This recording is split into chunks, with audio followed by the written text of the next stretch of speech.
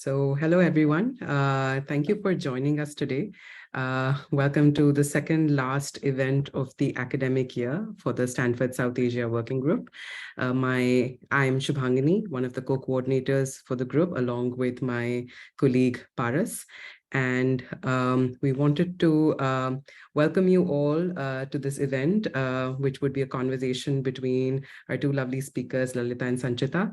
Paras will be introducing both of them. Just before that, I'll take a moment to introduce what our group is about and what is it that we're here to do. So the Stanford South Asia Working Group was started in the academic year of 2020-2021.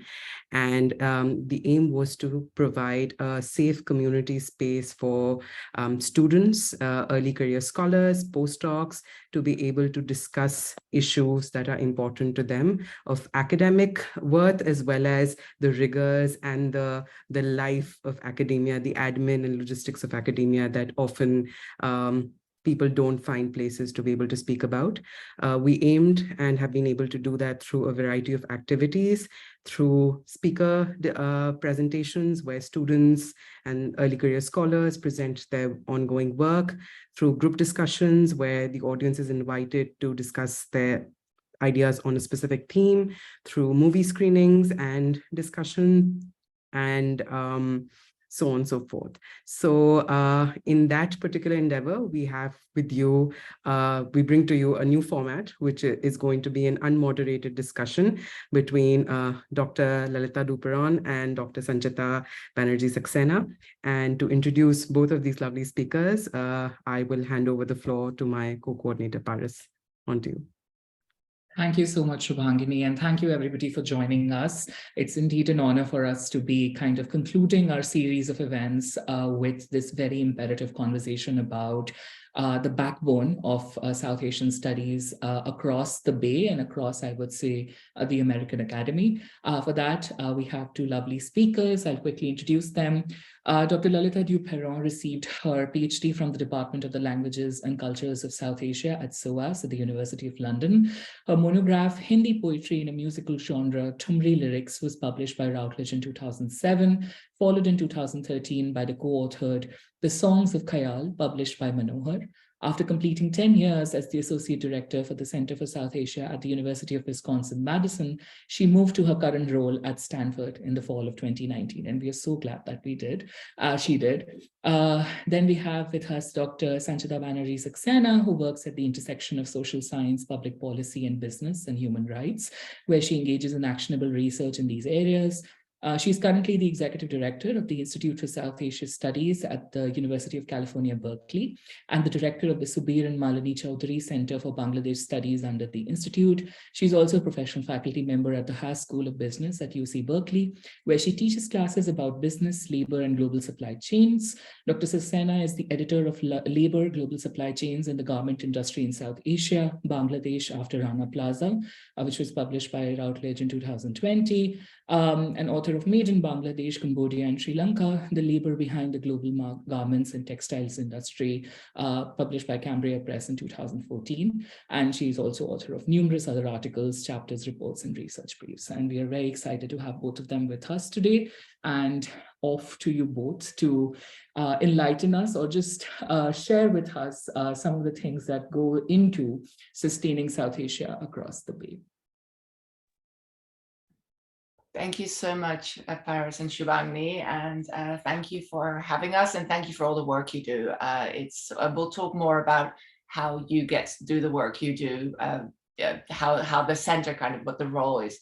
Hi, Sanchita, and hi, everyone. I see a lot of our wonderful students in the audience, so welcome all. Great to see you. So this is unmoderated, but of course we talked a little bit about what we want to talk about, and we thought it might be a good place to start is what is the Center for South Asia, and because of the wonderful planning of the organizers, we're representing two extremely different centers. And so, Sanchita, if it's okay with you, I'll start talking about Stanford, and then I'll hand over to you. Sounds great. Thank you. So the Center for South Asia at Stanford is funded by the Dean. It's a humanities and sciences initiative, and our mandate is really to be a hub for everything South Asia. And what I see the value of the center to be is to provide that interdisciplinary space. And especially at a relatively small university like Stanford, but I think sadly it's even true for the much larger universities. There are so many departments where they have one South Asianist.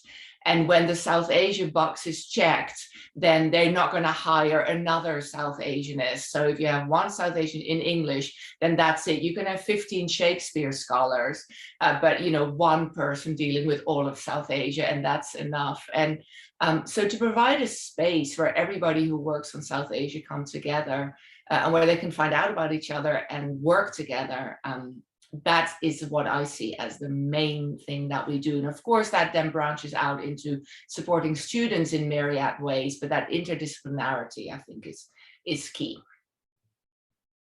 Hi, everyone. Well, thank you again for inviting me. It's great to be a part of conversations like this, and great to be in conversation with Lalita, who I've known for many, many years. We've worked together in various capacities over the last, I don't know, almost 15 years, I think.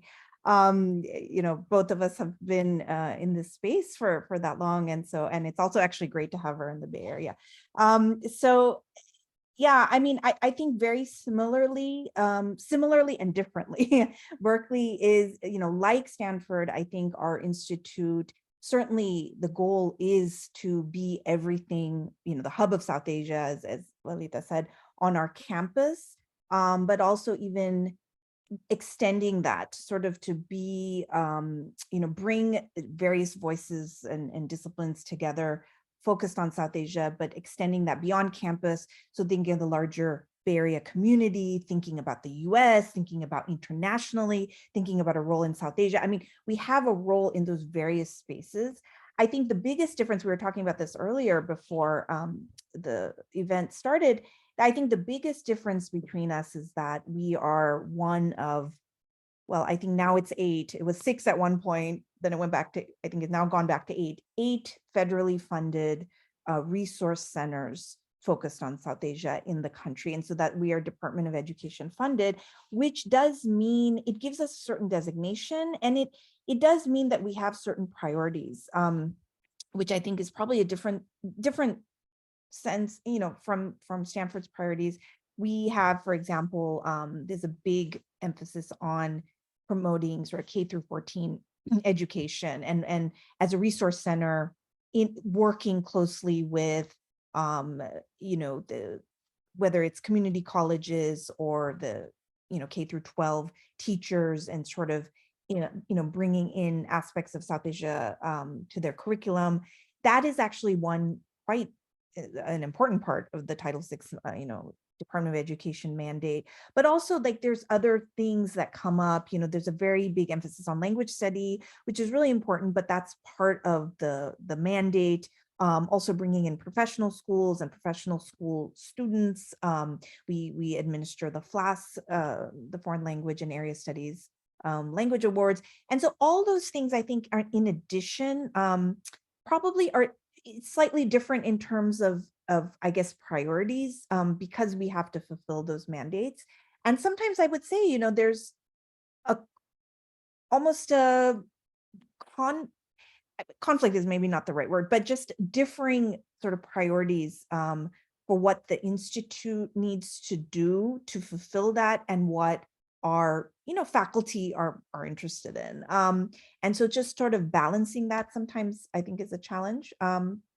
Yeah, but I think very similarly, we try, on the campus itself, we definitely try to be the hub of everything South Asia.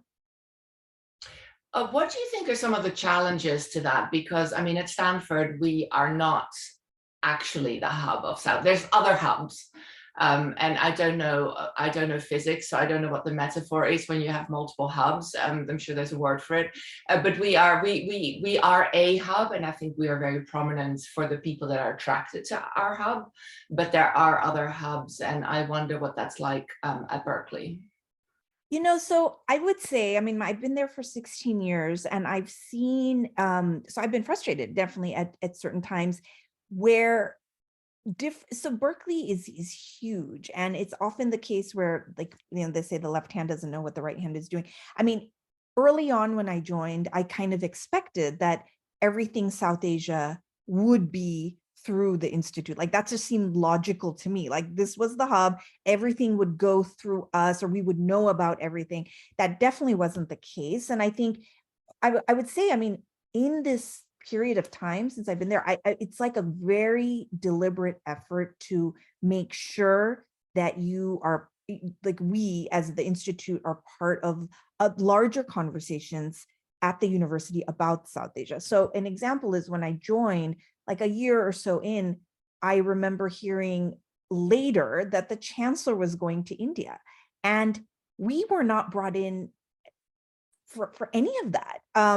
Consulted, talked, like, what was the strategy, the meetings, who you might meet with. I mean, it would seem logical that at that time we were the Center for South Asia would be consulted, but we weren't. And it took really, I mean, more than a decade to build those connections at the university level to say, look, we are a resource on campus. We kind of know, we all, like, most of our faculty, all of our faculty have ties to South Asia. We kind of know the landscape, or we know the field, or we know the experts.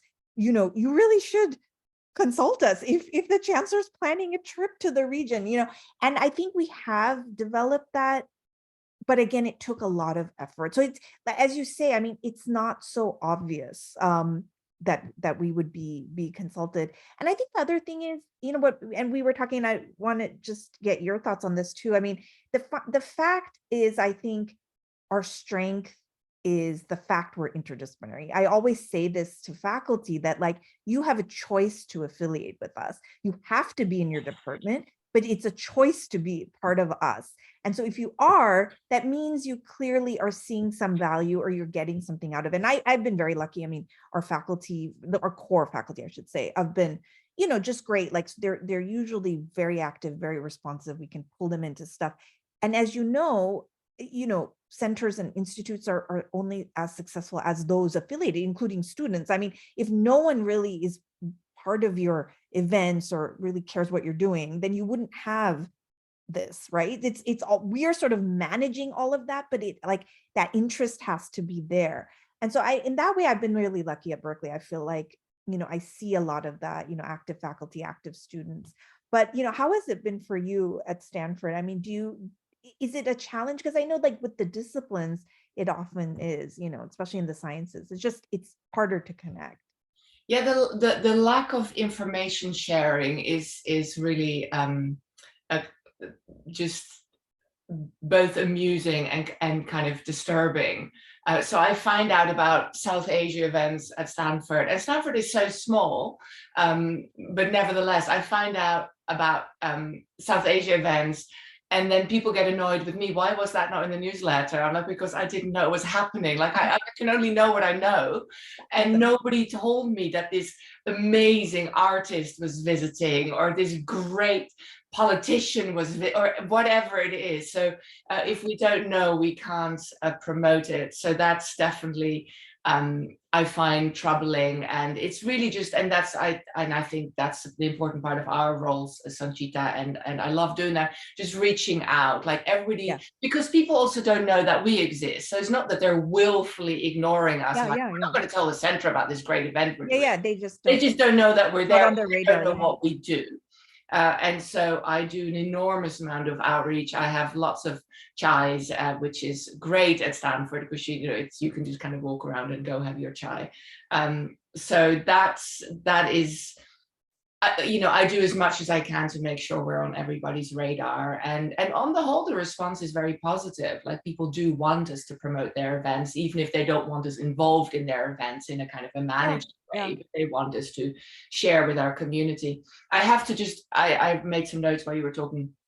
So yes, it's very frustrating when people are building stuff around South Asia and they don't reach out to us, because we have so much knowledge. But on the other side, when I was at Madison, the interim chancellor, so we're going back a good few years, had decided that he wants to go to India, and I was roped in, and in fact I was roped in to travel with him, and I was like, well, this will be travel on a whole nother level. This is potentially very interesting. And then one of his assistants told me he really doesn't like dust, and he really doesn't like crowds. And I was like, this is not going to go well. And you're going to South Asia, why? So that was ultimately it doesn't was like that.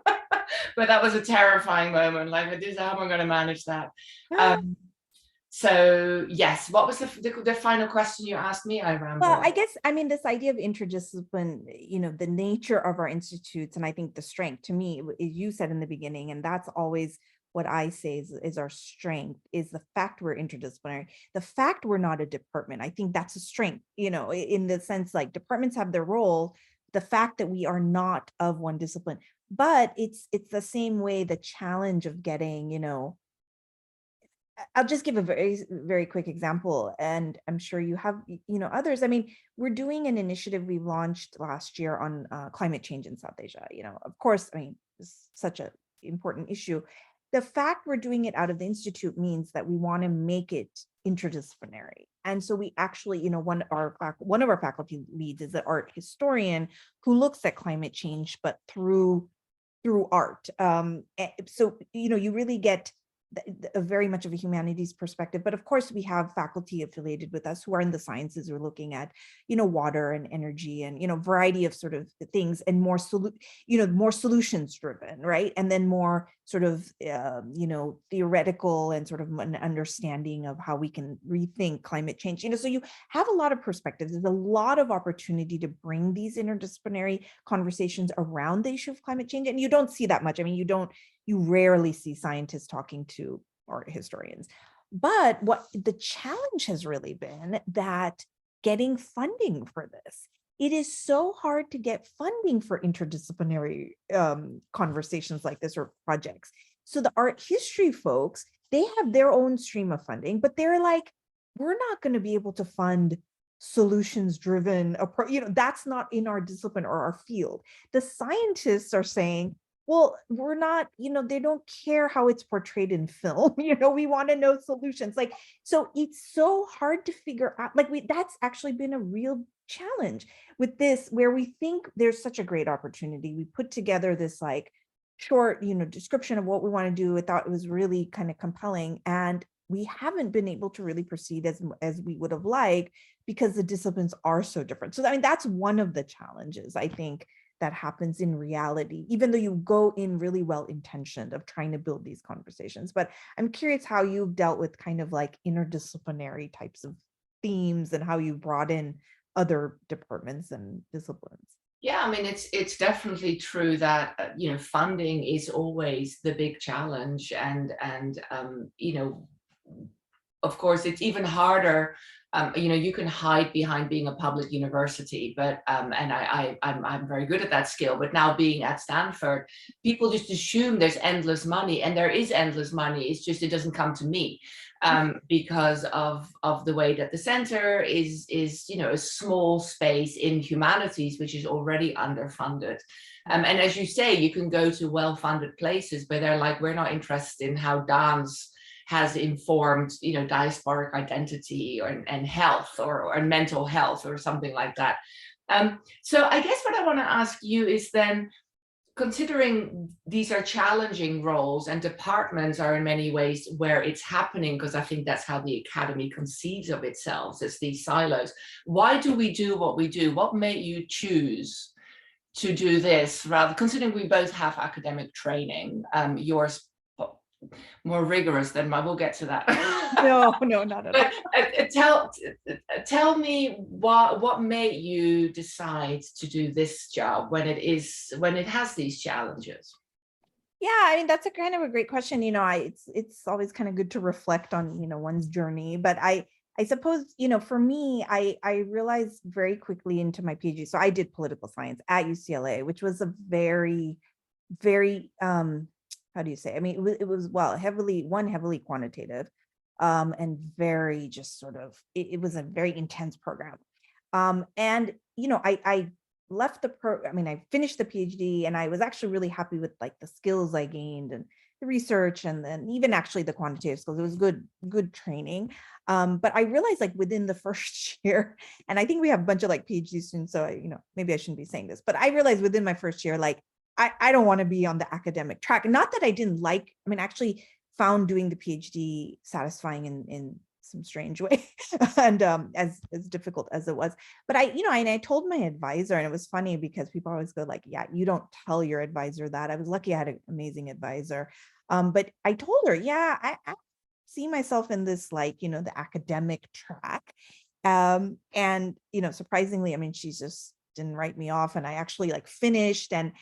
But I knew pretty early on that, I guess for me, it was really the difference between what did I want to do with this training. So I was never a big sort of like, I want to build theory, or I want to contribute to theory. That's really a lot of these disciplines, that's what it's training you to do. I love the research and I love the thing, but I actually wanted to, put it in a more practical setting, and all the kinds of things I was interested in was very practical. It was very like, things are happening now, and how do you understand it, and then how do you think of what to do about it. It was a very, so I don't know, in hindsight I probably should have done like public policy or something. I don't know. I just, and I did a PhD, and I'm very glad I did. But anyway, to make a long story short, there was a point where my advisor said, and I had a lot of other skills that I used in grad school. For example, it was really, I was the one in the department always organizing like all the lectures, all the conferences. I started getting like other professors started hiring me to organize their conferences and other, so I had these, like, was very good at that, and not everyone, that's not a skill that everyone has. I always enjoyed doing stuff like that. So my advisor did tell me, she was a Berkeley grad, actually. She said, there's like these institutes and centers, and you'd be really great at doing that kind of thing sometime. And I was like, yeah, okay. So the way it went is that I actually worked outside of academia for a few years. I was at a nonprofit, I was in consulting. I ended up coming back to academia because, the position opened up, 17 years ago. And I remember thinking, oh, this would be great, because you're at a university. I've always engaged with South Asia in terms of my research. And there is a lot of opportunity to do kind of really interesting things without being on that like tenure track rat race, which didn't interest me at all. So I thought it's a great sort of position. And I remembered what my advisor said. So I applied for it, and I got the position. I actually, to be very frank, I thought I would do it for a few years, like 5 years or something. I actually did not expect to be there as long as I did, 16 years. And a large part is because despite the challenges, I think overall, for me, it's been very satisfying. It's worked really well. It's kind of been a really good match with kind of my skill set, I think. And also kind of what I wanted to do and the way I saw my career. So it allowed me the opportunity to be able to like publish and write and research, but without that pressure of tenure. So like, I don't have that, which is to me freeing, because I write what I want, or I write because I want, or because I have something to say about something, or I do a lot of popular things. I do a lot of op-eds and blogs and reports, and those things in the academy are not considered legitimate or important, but to me it really it is in a different way. So it's given me that freedom to do that, as well as like build this institute, which has been really, really rewarding. And I go back to what I was saying earlier. I've been really lucky with like faculty and students who have been in our core, just have made it really worthwhile. So anyway, that's my Yeah, that's great. Thank you.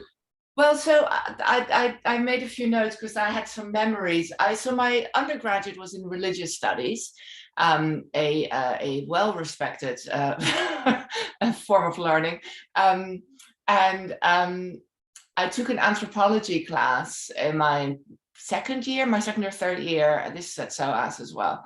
And I went to see the anthropology professor to ask if I could be allowed in the class, even though I wasn't an anthropologist. And she sat me down and she looked at like my notes or whatever, and she said, you know, the thing you have to understand is anthropology is a discipline. And I was in this very, you know, non-discipline, apparently. It was such a weird thing to say to an undergraduate. And it's engendered a lifelong suspicion of anthropologists. Just kidding, Paris and Shubhangni, you're wonderful. But that is how the academy thinks. And then when I was finishing my PhD, which was also in area studies, right, the languages and cultures of South Asia. Thank you, Isabel. I love the laughter. I applied for a job at Oxford. It was a Hindi teaching position, and a person on the panel, who I won't name, but who's a well-known historian of Gandhi, said, you know, it looks all very interesting what you do. It looks interesting. What are you? What are you? And I was like, I do not want to live in a world where A, that's an acceptable question, and B, that people think that way. And so the siloing of departments and the siloing of disciplines, and people thinking it was okay to consider themselves a discipline and somebody else's scholarly trajectory not a discipline. It put me off this whole business of the way that the academy thinks about itself. And so I had a postdoc. I also then had my son, and I'm a single parent by choice. And so it was very important for me to be a full-time, or, you know, everybody's a full-time mom, but to spend a lot of time with my child. And the academy just wasn't it. And so I also went into the world of business for a little bit, consulting. And I realized when you live in the world of business, or even non-academic world, people don't care about knowledge. People only care about knowledge as a form of capital. And so all of a sudden I was living in this world where money was the only currency. And I cannot tell you how much I hated it. It was so weird to me that I couldn't philosophize with people, that you couldn't just have a cup of tea and do thought experiments. And I remember I was writing a book review, and somebody said, well, how much do you get paid for that? And, you know, everybody now burst out laughing, because we all know that you don't get paid for that. And the person says, so why are you doing it? That's such a weird question to me. But for that world, I mean, why would you spend time on something? And so I realized I needed to go back into the academy, that was the place I felt happiest for the person I am, but I didn't want to be in those silos. So while I was thinking about that, and also thinking I wanted to get out of London because I had a young child and I didn't have the means or the will to raise him there, the job at the University of Wisconsin-Madison came up, the associate director of the center. And so I applied for it and I got the job and moved to the United States, hoping Obama would win the election, and he did, but I applied when Bush was still there. That was scary. But President Obama and I started our jobs the same day. I always think that would have made a fascinating reality TV show.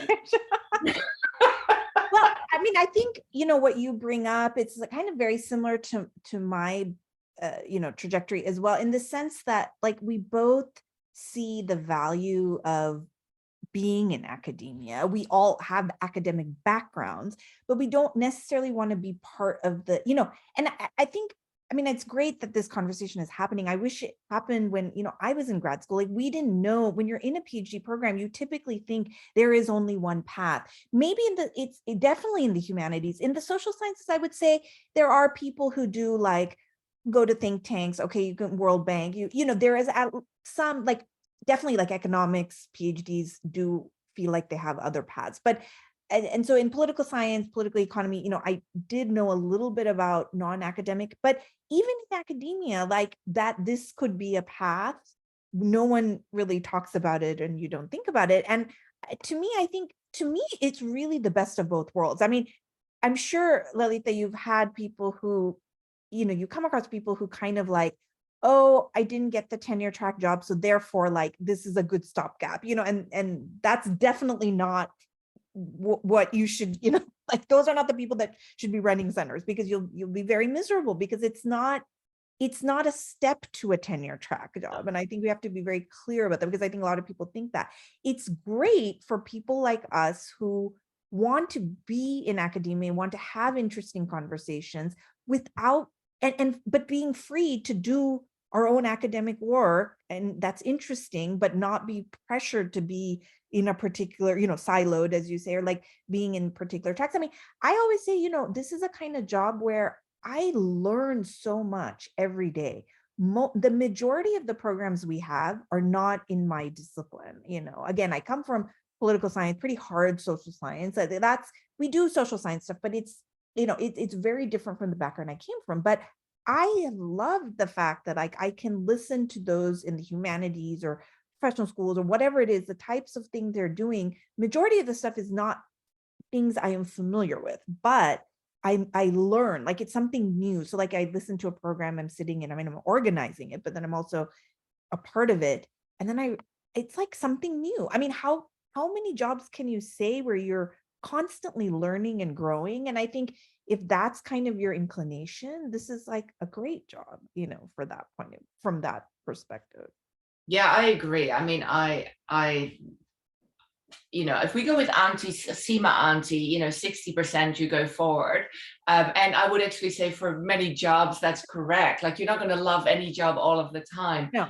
I'm so far above 60%. I love what I do. And the fact that it is so multifaceted is a huge part of that. I think when I first applied for Madison, I wrote something like that this job is very good for a natural multitasker. Like yes. What I meant is I can't focus on anything for more than 15 minutes. So the fact that things get thrown at me all the time from all different angles, I love that. Yeah. But I know for other people, that's not at all what they want. Perhaps this is a good moment, and Shubhangni and Paris help us here, to open it up for questions. I know we have a lot of grad students in the audience, and I think one of the things you said, Sanchita, is that you were happy that your advisor didn't kind of drop you like a hot potato when you said you weren't interested in the academic track.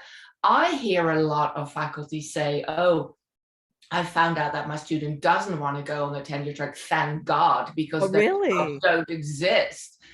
But nevertheless, it does feel like PhD students aren't really fully informed of all the options available to them. And so I wonder if there's questions about that. And we'll just keep talking as questions come in, but feel free to put whatever you want in the chat, and it can be addressed to us both or to either of us, and it can be quite personal if that's what you want to know about, how we manage our lives. I don't think there's any places that I wouldn't want to go in this conversation. Yeah, so, absolutely. Audience, feel free to start typing, or did you want to do a hand up, Shubhangni in Paris? What is your normal format?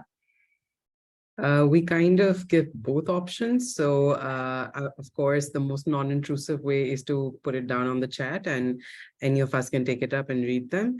And otherwise, the hand up approach, if a person wants to address a question.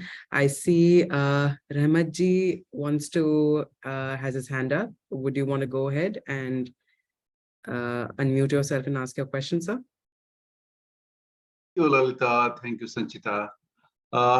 Personally, I would like to ask, what's the paradigm shift is happening in South Asian studies from Western universities compared to the older days, past years? The second question, Lalita, what's your experience in exploring South Asia through the music?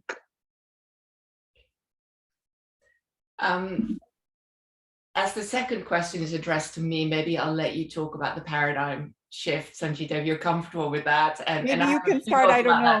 That's a big question. I'm happy to have you start on that one. Okay. I mean, I think two things come to mind, and I'm usually I like to think a little bit about a question, but two things come to mind. One is that South Asia, I don't know whether it's becoming increasingly polarized. I think it's always been a very complicated region, but I think perhaps in recent years, how we define South Asia and how South Asia defines itself has really shifted. And so a big question is how do we as Centers for South Asia respond to that? And I'm always very clear with our stakeholders, we are the Center for South Asia. That means everybody, it means everywhere, it means everything.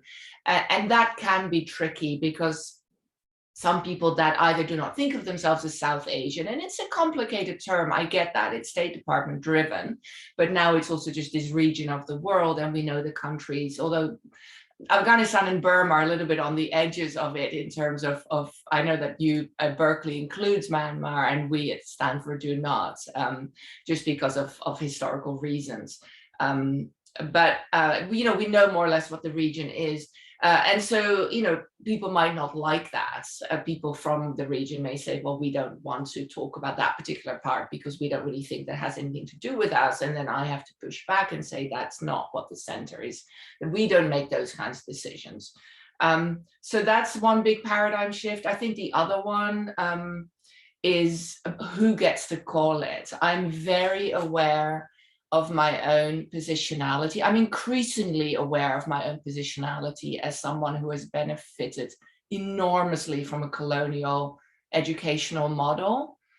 And I went through, SAWG is the original colonial education. That is why SAWG, when it was still the School of Oriental Studies, the African got added later, was to train British officers to go to India and run the show there. And so although SAWG has really tried to get away from that history, it can't. And the way I see it, the only way you can get away from a history is to address it. You've got to face it full on. And maybe they're doing that now, but they certainly weren't when I was there.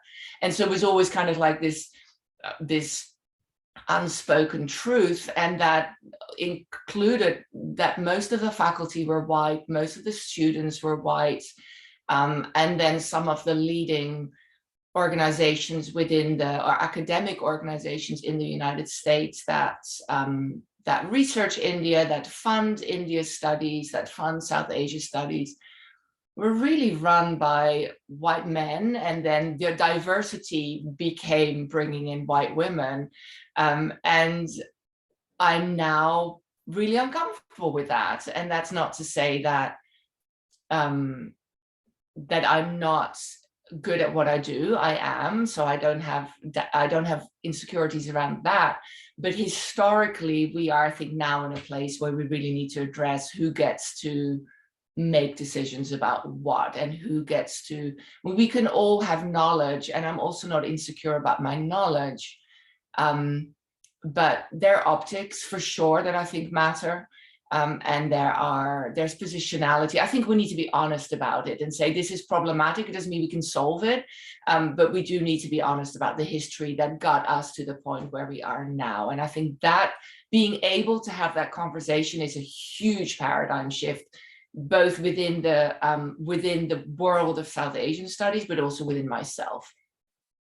Okay, there you go, Sanchita, all yours. Yeah, well, that's great. Great response.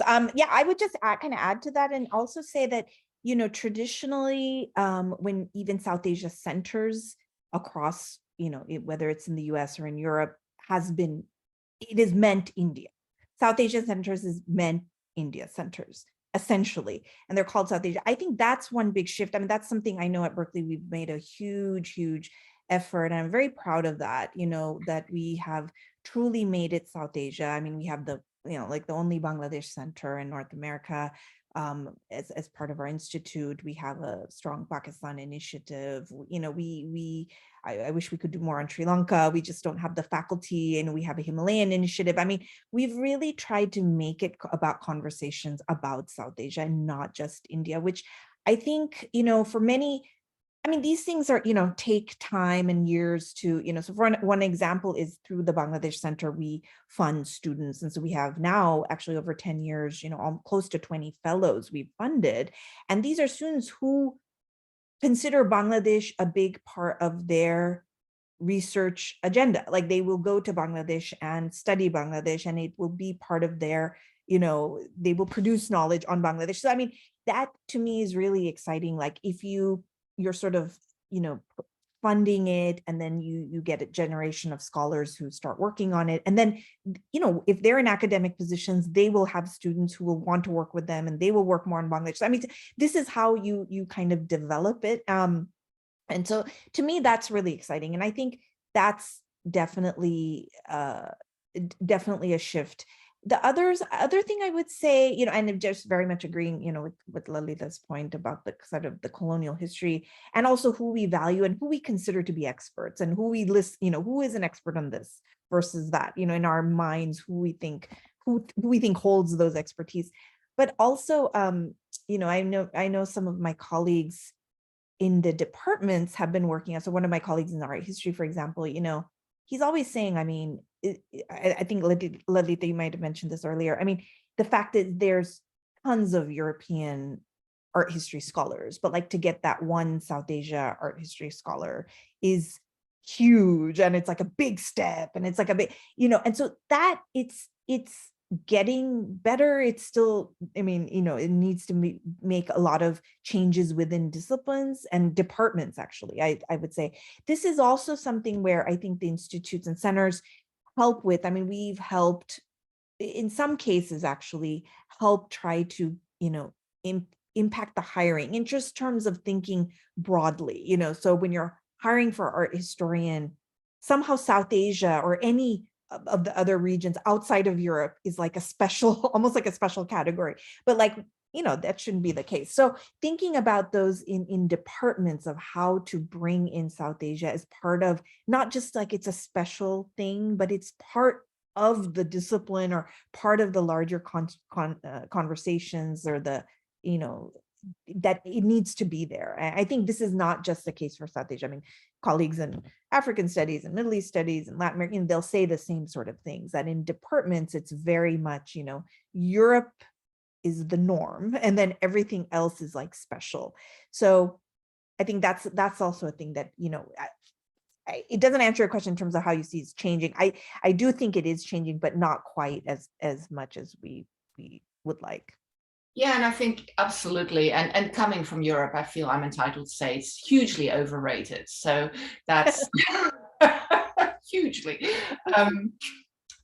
Yeah, I think that's one of, this question of what we do, and we may or may not get to that in this conversation, but it's very hard to describe a day. Like every day is so different. And then there's so much work that I do that doesn't necessarily have a real result, and knocking down doors to try and get more South Asia representation on campus is one of those. Just always advocating and militating. And I just wrote a grant, it was a small grant, just to get South Asia into the concept of Asian arts. Now, when we talk about Asian arts, when we talk about Asian, it's never South Asian. Right.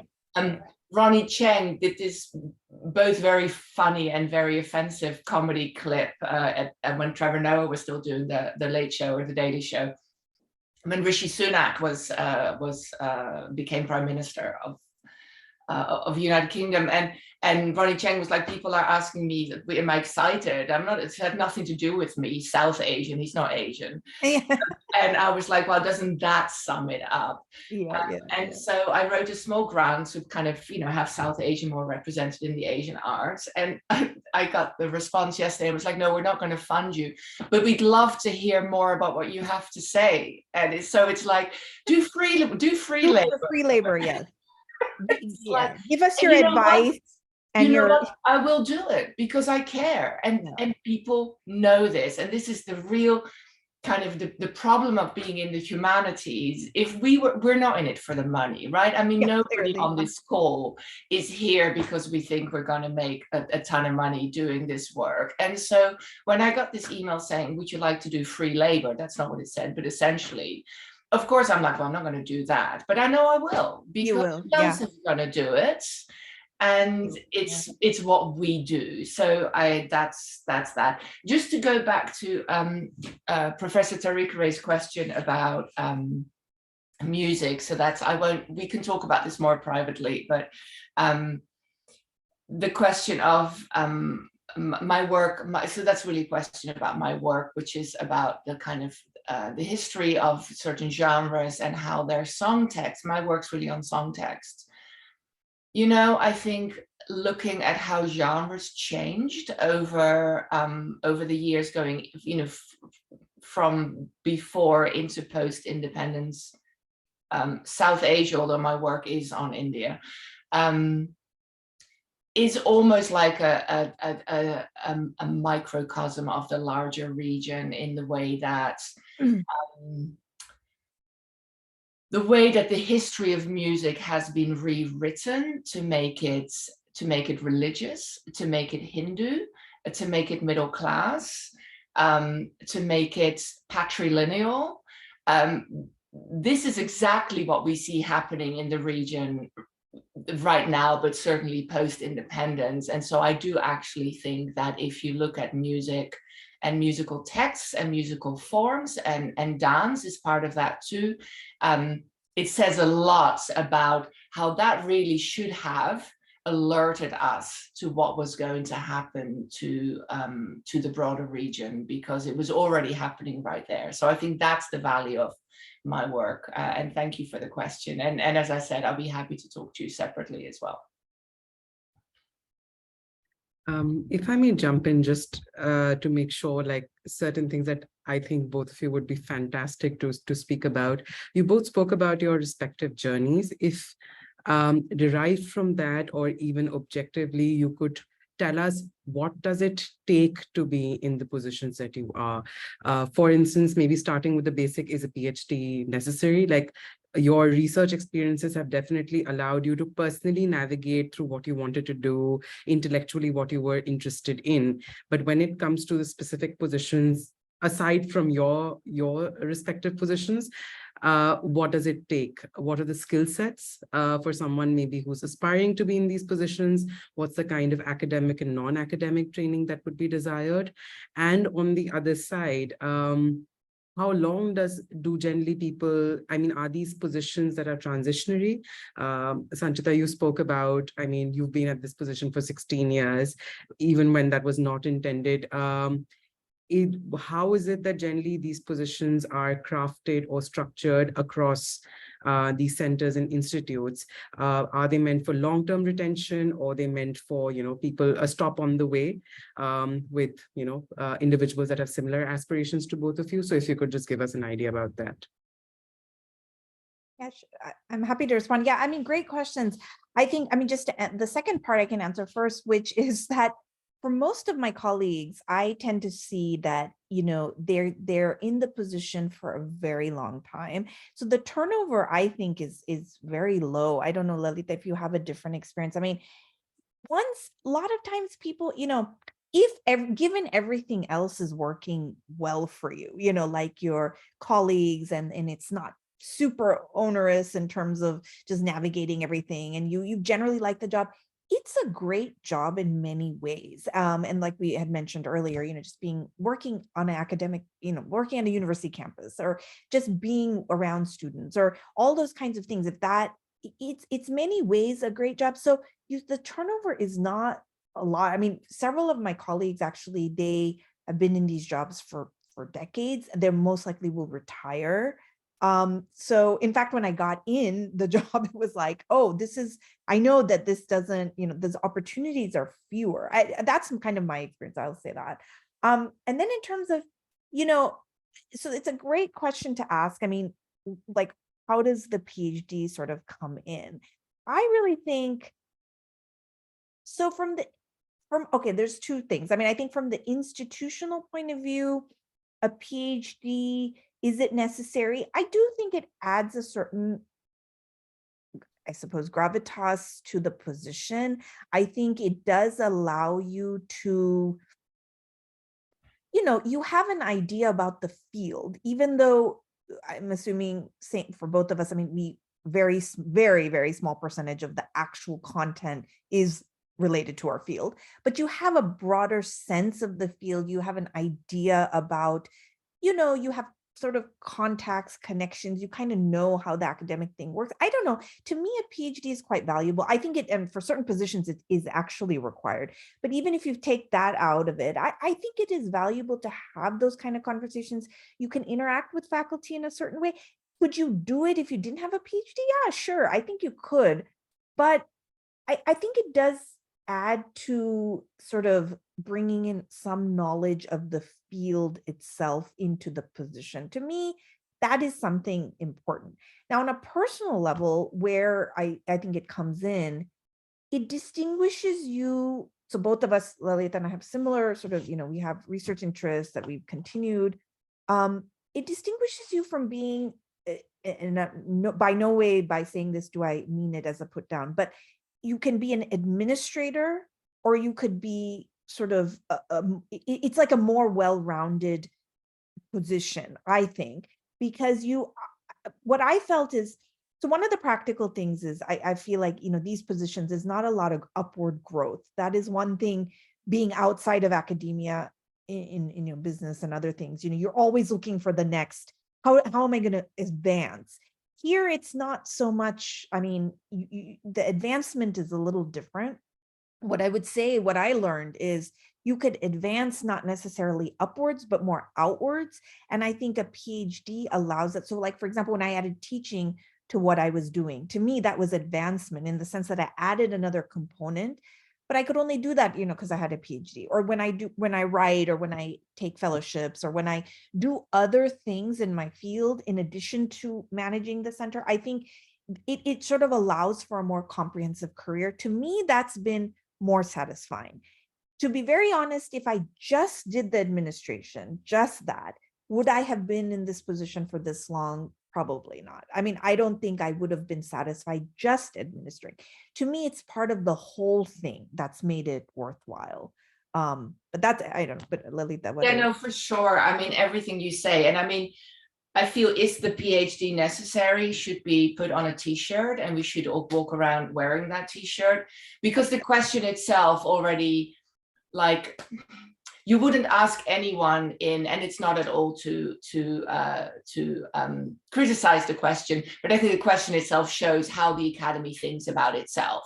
You wouldn't ever ask a professor like, well, do you actually need your PhD, right? It's assumed that you have to have this training and this knowledge in order to do what you do. But then when it goes to administration, then it's like, well, do you actually need to be able to think? What's the question actually asked? And again, this is not a critique of the question, but I think we can take it as a critique of the academy and how it sees itself. This idea that if you are just an administrator, and I've certainly been called that, which it's not true, but B, what if I were just an administrator? Would that take value away from my work? The way that the academy has to prop itself up, because ultimately we know, and the pandemic showed that nothing we do is actually that important, right? There was this incredible hullabaloo at Stanford when we were told that only essential workers could come to campus. Who are the essential workers? People on the minimum wage, right? The people that clear the crap up, that keep the lawns looking nice, that make sure that the laundry is running. Those are the essential workers. And quite a lot of essential by any means. What's that? I said, we're not essential by any means. No, and professors were like, no, but my lab, and the provost was like, sorry, it's not essential. And so for me, yes, if we accept the PhD as the currency of the academy, then yes, I couldn't do my job without it. And I've been thinking, because this question comes up a lot, I was thinking of this example. I get a lot of emails, there's no doubt to you, Sanchita, people offering their services. Hey, I just wrote this book. Can I do a book talk? Hey, I just made this movie. Do you want to screen it? I have to weed those out. I don't put all of those forward to my director or the board of advice. There's way too much of that. So I'm forever looking at information through an academic lens. Is this an actual, so say somebody sends me a book talk or a movie, is this of interest? Is this scholarly sound? Has this been peer reviewed? Is this something that our community wants to engage with? And if I decide, yes, all of those things are, this is something we want to pursue, now what faculty member do I go to? Who's interested in this? Who would be an interesting interlocutor? What's going to be the audience? All of those things assume a really broad, but also a good understanding of the field broadly, and then about the different disciplines and how people engage with work. So I think we actually use our understanding of the academy all day, every day. When you're running around trying to find a cup of tea for a speaker, it doesn't feel that way. And that's also part of what we do. And I love it and I welcome it.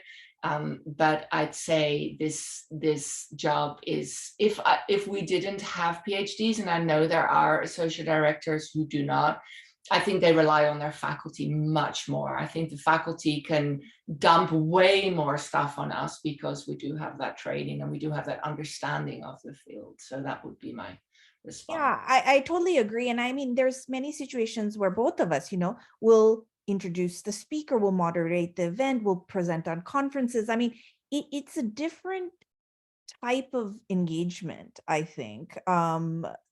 And you're sort of on par, I think, with the faculty director in that sense. I mean, you're sort of a partner, I think, more than, I think the dynamics probably would be different. I also want to answer the question of, what actual, I mean, really getting to the nitty gritty, what actual skills are needed. I think we're almost at time, but I just wanted to mention, I mean, Lalita mentioned this too, like, this multitasking. I mean, you really have to have an attention to detail.